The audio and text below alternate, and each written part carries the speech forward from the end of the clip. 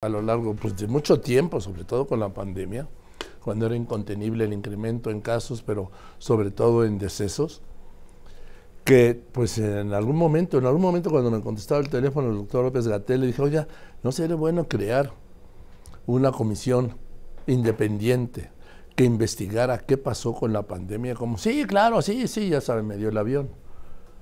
Pero resulta que ahora, por primera vez, y esto es muy importante, se ha constituido la Comisión Independiente de Investigación sobre la pandemia de COVID-19 en México, y le doy esos datos, ¿sí? Es la crisis humanitaria, sanitaria y social y económica, ¿sí? Más grave, sobre todo humanitaria, sanitaria y social, más grave de un siglo. Las cifras van más allá de la catástrofe, como más de 330,000 muertos reconocidos por las autoridades, que finalmente reconoció López-Gatell, fue con Ciro Gómez Leiva, que eran más de 800,000 los muertos. ¿Por qué? Por las muertes en exceso. Estamos hablando de 3,214 muertes de personal sanitario. El mayor número de muertos del sector sanitario en el mundo fue en México. Más de 215,000 niñas y niños que quedaron huérfanos de padre o madre. Y lo que le decía, las 800,000 muertes en exceso derivadas de esto entre 2020 y 2022. En esta Comisión Independiente de Investigación sobre la pandemia de COVID en México está pues un especialista, obviamente, ¿sí? Me refiero al doctor Julio Frenk. Está también Claudia Agostoni, Sergio Aguayo, Mariana Campos, Julia Carabias, José Ramón Cosío, Carlos del Río, Amanda Glassman, Eduardo González Pierto, Natur Guillén, entre otras personas, María Elena Medina Mora y Casa, Jaime Sepúlveda, y le aprecio, sí, al doctor Julio Frenk, que me haya aceptado esta llamada para hablar justamente, querido doctor, buenas tardes, ¿cómo estás? ¿Cómo estás, doctor? Para hablar justamente muy bien, Joaquín. De la Comisión Independiente Investigadora del COVID. ¿Qué es lo que van a investigar? ¿Cómo estás? Muy bien, muchas gracias. Es, como bien dijiste al principio, un ejercicio que es importantísimo hacer. En primer lugar, para tener la dimensión exacta de la magnitud, con datos objetivos. Segundo, para poder aprender las lecciones, porque va a haber futuras pandemias. Tercero, para honrar la memoria de toda la gente que sufrió tanto. No podemos simplemente decir 800,000 muertos y olvidarnos de ello. No podemos, tenemos una obligación moral de averiguar qué fue lo que pasó. Y cuarto, como un ejercicio de transparencia y rendición de cuentas que es esencial para la vida de una sociedad en un país democrático. Entonces, esos son los objetivos, es un ejercicio de varios meses, ya hay mucho trabajo avanzado. Esto lo coordina y lo inició el doctor Jaime Sepúlveda, observando que ha habido otros países, varios otros países que han hecho comisiones similares en el Reino Unido, en Estados Unidos, en varios otros países del mundo, y que pensamos que es muy importante que se haga en México. La lista de integrantes que en parte mencionaste muestra que es un grupo interdisciplinario, expertos en diferentes campos, en salud pública, en economía, en educación, en ciencia y tecnología. Es un grupo en el aspecto jurídico de la pandemia, es un grupo plural, multidisciplinario e independiente, y eso es lo más importante. Y el único criterio que se va a usar es ser objetivos y reunir la información y presentarla a la sociedad para que sea la sociedad quien decida qué sigue. Yo insistí mucho, ha mencionado hace un momento, doctor Frenk, que en su momento lo hablé con el doctor López-Gatell, y él estuvo de acuerdo, por supuesto, me dio el avión, ¿no? Porque este gobierno no investiga nada, pero yo creo que con la investigación van a aflorar todas las ineficiencias, porque como le he contado, doctor Frenk, y usted lo sabe, Japón, con el mismo número de habitantes aproximadamente que México, tuvo 57,000 muertes por COVID. ¿Por qué la diferencia? Sí, lo que vimos en la pandemia es que es la gran variación en la eficacia de la respuesta nacional. Si países no solamente con el mismo número de habitantes, sino con niveles de gasto en salud similares, incluso con ingreso per cápita similares, tuvieron diferencias muy notables. Es decir, la calidad de la respuesta que se dio, que encabezaron los respectivos gobiernos, sí tuvo un efecto. No es nada más que llegó un virus y nos agarró a los pobres humanos desprevenidos, es que importó mucho la calidad de la respuesta. Y eso es lo que vamos a tratar de documentar, insisto, en una manera muy objetiva. Esto quiero subrayarlo, porque yo sé que de entrada van a haber descalificaciones, ese es el clima que se ha creado.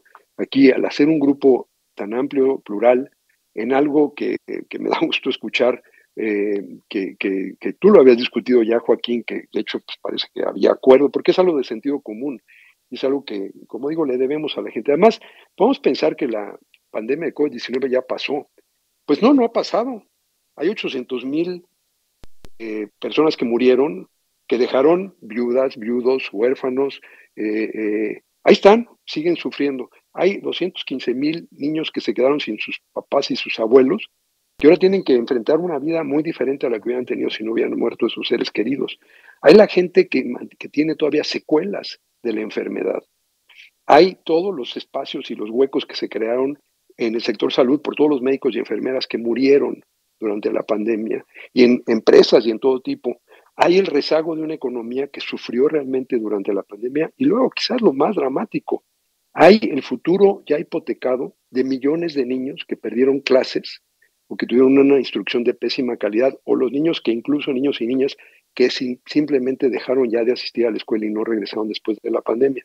Entonces, la pandemia no ha terminado, la pandemia tiene efectos, tiene una cola larga de efectos que tenemos que medir ya ahora y empezar a intervenir para mitigar esos efectos de mediano y largo plazo. Además, doctor Frenk, se revisará, por ejemplo, el retraso en la consecución de las vacunas, el tipo de vacunas, y luego el vacío que se hizo de prácticamente 3 años de que se registra o se decreta la alarma, la emergencia por el COVID, estoy hablando por ahí de marzo de 2020, doctor, que el gobierno autoriza que se traigan o que se importen o que privados compren las vacunas, creo que es la Moderna y la Pfizer, son las que se están vendiendo ahora, pero cuando ya pasó la emergencia, doctor. Pues sí, ese va a ser otro aspecto que investigaremos, qué vacunas fueron las que se ofertaron, de qué calidad, cuáles tenían la autorización o no de la Organización Mundial de la Salud, qué tan bien funcionó el operativo.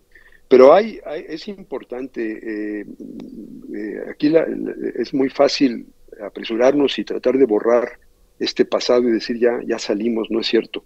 No hemos salido y parte de eso son todos estos datos. Y de ahí aprenderemos lecciones, porque no puede volvernos a pasar, no podemos volver a tener una catástrofe de este tamaño y que la gente, las generaciones futuras digan qué estuvieron haciendo los que anduvieron en la pandemia de 2020, 2021, 2022, qué hicieron que no aprendieron las lecciones.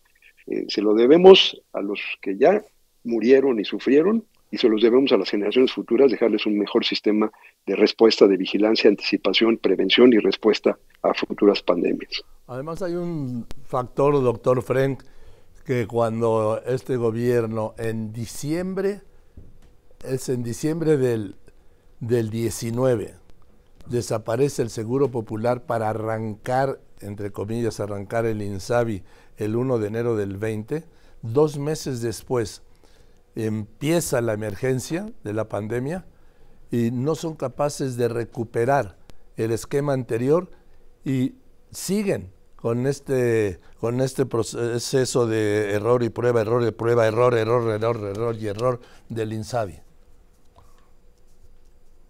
Sí, eso fue, nunca hubiera sido un buen momento para tener una pandemia, pero en México hubo esta macabra coincidencia en donde una reforma de ley que efectivamente entraba en vigor el 1 de enero de 2020, desmantelaba el sistema y nos lanzaba una aventura muy incierta y en efecto, quizás algún grupo directivo menos dogmático, menos cierto de que poseen la verdad absoluta, hubiera dicho, a ver, estamos en una emergencia, vamos a detener esta reforma, vamos a atender la emergencia y ya después vemos, ¿no? Cómo seguimos con la reforma, ¿no? La reforma que realmente fue desmantelar algo que no era perfecto, que tenía muchas cosas perfectibles, pero funcionaba, y fue desmantelarlo en el momento en que más se necesitaba un sistema de salud funcional e íntegro. Y fue desintegrarlo justo cuando menos podíamos darnos ese lujo. Podían haber retrasado porque finalmente también desaparecieron el INSABI, ¿no? 3 años después. Exactamente, sí, muestra esto de que fue estar haciendo pruebas en el momento en que no podíamos darnos ese lujo. Estábamos con un problemón enfrente, pero bueno, eso será del diagnóstico que hagamos. Todo estará muy documentado, con datos objetivos, y espero que sirva para reiniciar un debate de lo que debe ser ya un sistema de salud para el futuro de México. No tenemos el sistema que nos merecemos.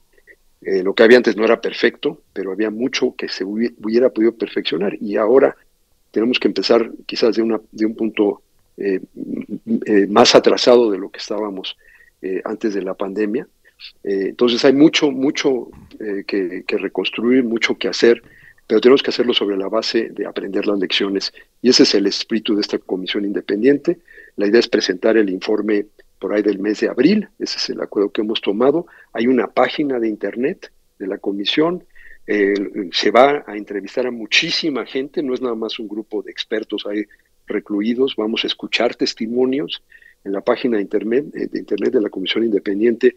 Quien quiera enviar testimonios, ahí está abierto un espacio de consulta ciudadana para quien quiera hacernos llegar sus observaciones, opiniones, o mejor aún, sus experiencias con la pandemia.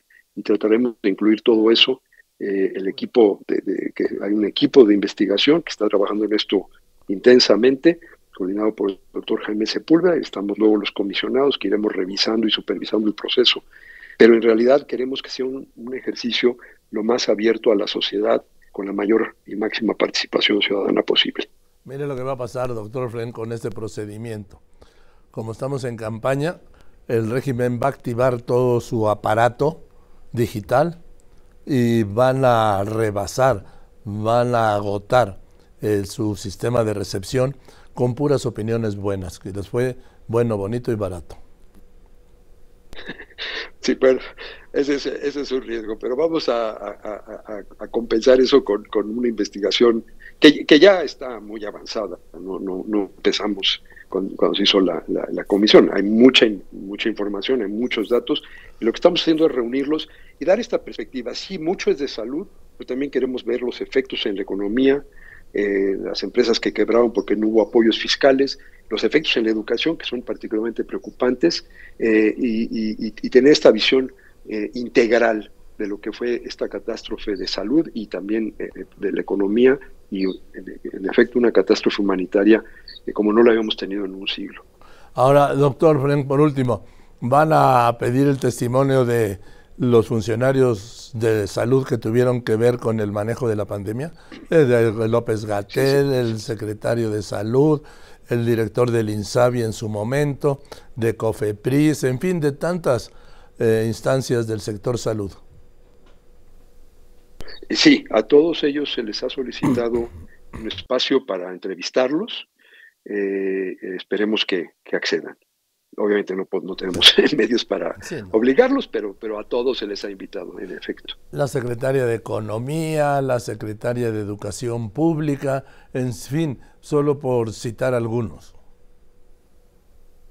Sí, la idea es pedirles y darles obviamente la oportunidad de que nos digan y expliquen qué fue lo que pasó, qué fueron lo que motivó las decisiones que se hayan tomado. No, pues ni van a contestar, pero en fin. Gracias, doctor Fren. Lo importante es las conclusiones de esta comisión de investigación, ¿sí?, especial e independiente sobre el COVID que nos arrolló.